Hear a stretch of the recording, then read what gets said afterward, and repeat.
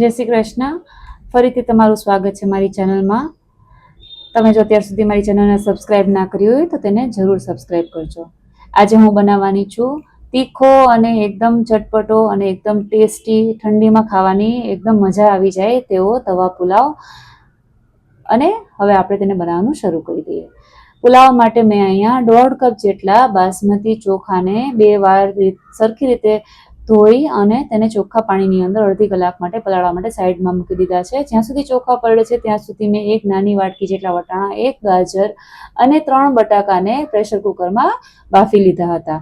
હવે તમે આ જોઈ શકો છો જે ચોખા છે તે પલળીને એકદમ સરસ થઈ ગયા છે.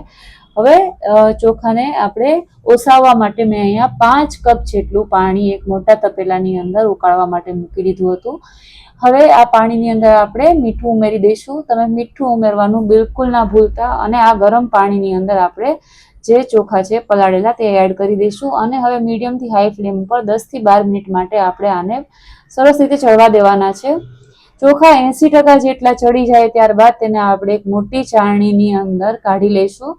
અને પછી એક મોટી પ્લેટ અથવા તો મોટા ત્રાસની અંદર આપણે આ જે ઓસાવેલા ભાત છે તેને આપણે ઠંડા કરવા માટે સાઈડમાં મૂકી દેવાના છે. આ સ્ટેપ કરવો જરૂરી છે, તેના લીધે જ આપણા ભાતનો દાણો છે તે તૂટશે નહીં. જો ગરમ ગરમ ભાત રહેશે તો તમે જ્યારે પુલાવ બનશો તેની ખીચડી થઈ જશે. હવે અહીંયા મેં 2 ડુંગળી, 3 ટામેટા અને 1 કેપ્સિકમને હું અહીંયા એકદમ ઝીણું, જેવું થઈ શકે તેવું આપણે ઝીણું સમારી લઈશું. ચોપર હોય તો તેમાં કરી કાઢશો તો પણ ચાલશે. હવે બાફેલા વટાણા, ગાજર અને બટાકા તૈયાર છે. બટાકાને આપણે મીડિયમ સાઇઝના ટુકડા કરીને રાખી દઈશું.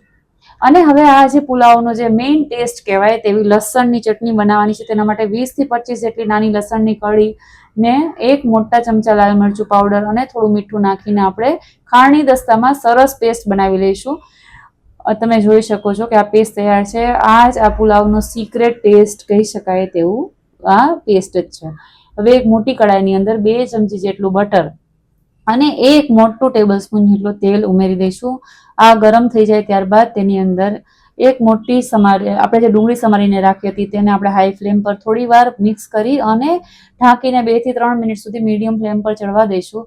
ડુંગળી ગુલાબી સરસ ચડી ગઈ છે. હવે તેની અંદર આપણે ટામેટા જે સમારીને રાખ્યા હતા તે એડ કરી દઈશું. ટામેટાને ચડવા માટે થોડું મીઠું ઉમેરીશું અને થોડું આપણે હાઈ ફ્લેમ પર એને મિક્સ કરીશું અને 2 થી 3 મિનિટ માટે આપણે તેને ચડવા દઈશું. ટામેટાને બહુ વધારે આપણે ચડવા નથી દેવાના.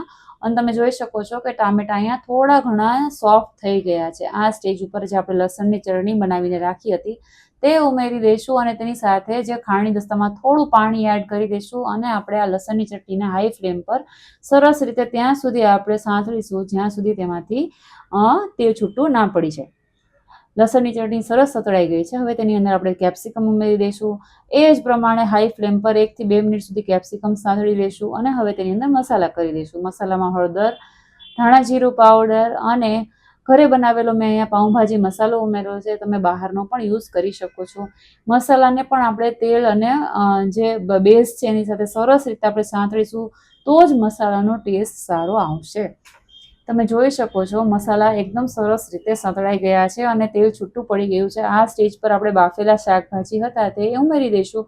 ગેસની ફ્લેમ મીડિયમ રાખીશું. થોડા અમસ્તા હું અહીંયા કોથમીર સમારેલી એડ કરું છું અને ફરીથી આપણે આ બધી વસ્તુને મીડિયમ ફ્લેમ પર જ ગેસ રાખી અને મિક્સ કરી દઈશું.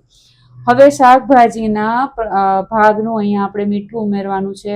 મેં અહીંયા 1 નાની ચમચી જેટલું મીઠું ઉમેરેલું છે. ફરીથી મીઠાને પણ બધા શાકભાજીની સાથે સરસ રીતે મિક્સ કરી દઈશું. ગેસની ફ્લેમ અહીંયા એકદમ મેં સ્લો રાખેલી છે. મીઠાને આપણે સરસ રીતે બધી જગ્યાએ મિક્સ કરી દેવાનું છે.